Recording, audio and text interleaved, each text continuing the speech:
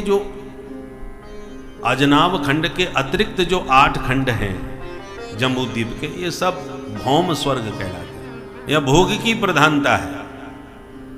पर अजनाब खंड जिसको भारतवर्ष कहते हैं, इसमें योग की प्रधानता है। बोल भारत माता की जय। इसलिए भगवान के जितने अवतार हुए सिर्फ भारत में हो गए, भारत से बाहर कोई अवतार नहीं। आजकल नए भगवान कोई आ गए हों, उनको छोड़ दीजिए। शास्त्र सम्मत जितने भगवान के अवतार हैं वो सिर्फ भारत में है, जो मुख्य रूप से 24 अवतार हैं। गायत्री मंत्र में 24 अक्षर होते हैं और भगवान के 24 प्रमुख अवतार हैं। एक प्रश्न उठता है, भगवान के सारे अवतार भारत में ही क्यों होते हैं? ये भी एक प्रश्न है। भारत के बाहर क्यों नहीं? तो क्या हम कह सकते हैं भगवान भी भारतीय हैं?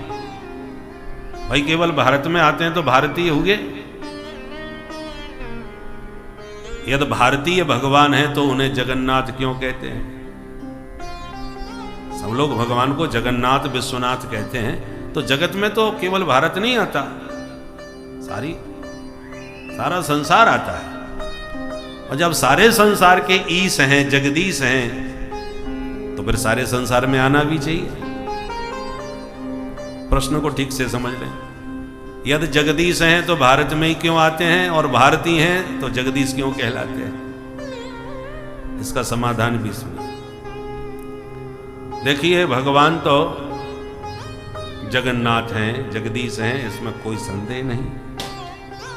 पर भारत भूमि एक विशिष्ट भूमि है। यहां भोग की नहीं, योग की प्रधानता है। धर्म प्राण देश है भारत। ऐसे समझो, ये पूरा शरीर हमारा है, चाहे हाथ पैर नाक कान पेट दांत कुछ भी हो, नाम अलग अलग काम अलग अलग, पर शरीर तो हमारा ही है पूरा। हमारे लिए समस्त अंग प्यारे हैं शरीर के, चाहे कोई भी हो।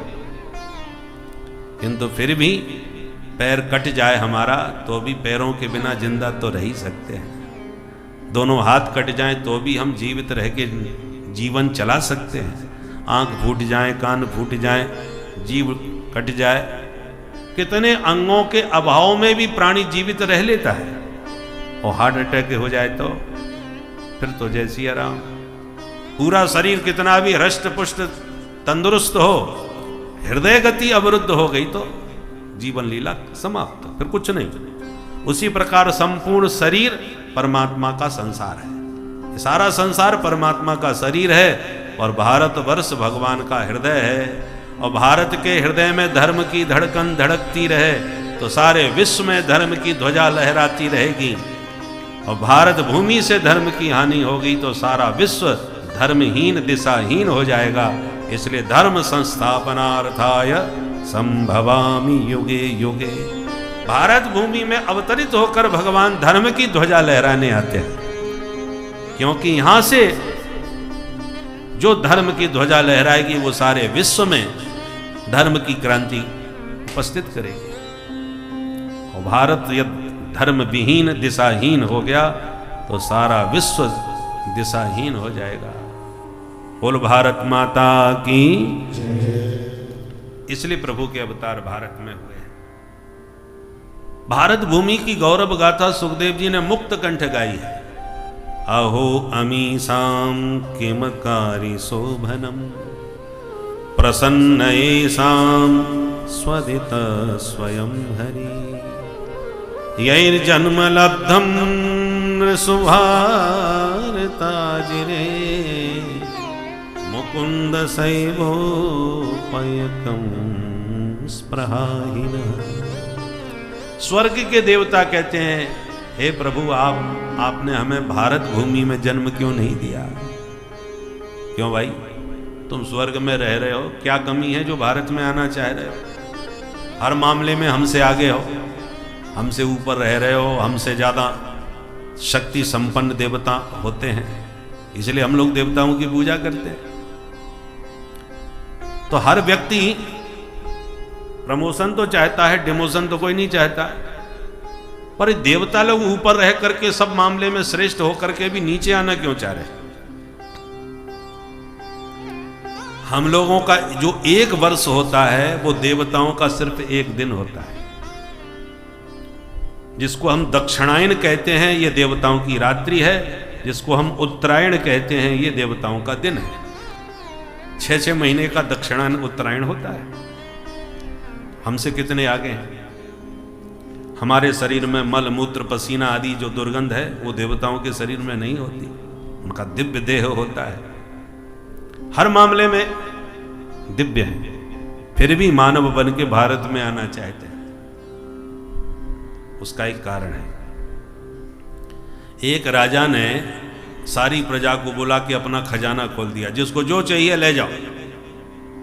एक चीज उठा, अब आधे बर्तन खजाने में लोहे के हैं, आधे चांदी के हैं। तो जो आया उसने पहले चांदी पर ही हाथ लगाया, और चांदी जब खत्म हो गई तो जो बाकी आए वो लोहा से ही संतोष करने लगे।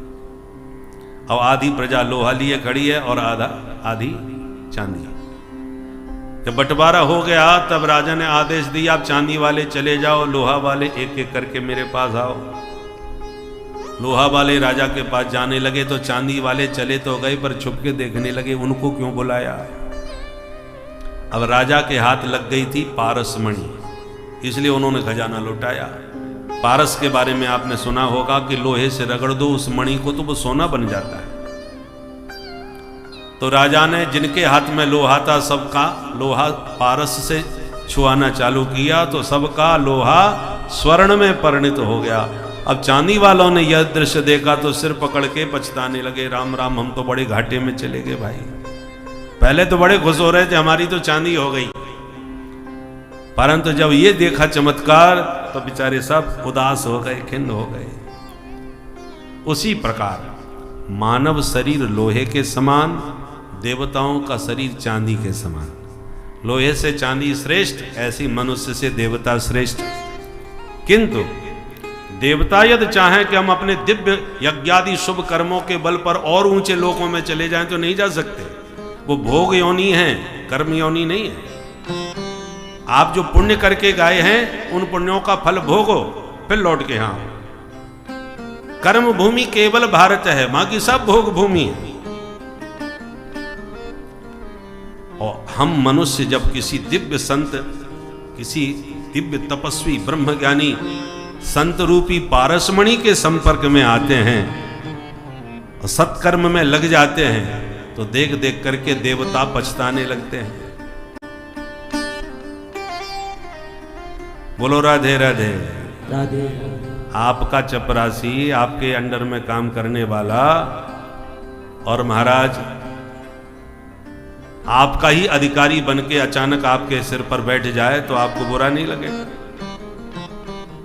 उसी प्रकार जब हम मनुष्य, अभी तक तो हम देवताओं की पूजा करते हैं, पर किसी सिद्ध संत की पारसमणि का संपर्क पा करके जब हम परम धाम वैकुंठ आदि जाने की शक्ति संपन्न होने लगते हैं तो देवता हमसे ईर्षा करने लगते हैं। अब तक ये हमको पूज रहा था तो अब इसकी पूजा हमको करनी पड़ेगी भाई। इसलिए जब हम शुभ कर्म करते हैं तो हमारे इस दिव्य कर्मों से देवताओं को भी थोड़ी ईर्षा होती है। हमारे उत्कर्ष को देख देख करके वो बेचारे स्पृहा करते हैं।